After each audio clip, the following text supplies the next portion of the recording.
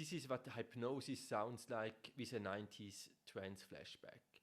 Hypnosis by Swart keeps it driving and modern, but there's that old school trance flavor underneath that pulls the whole track into another zone.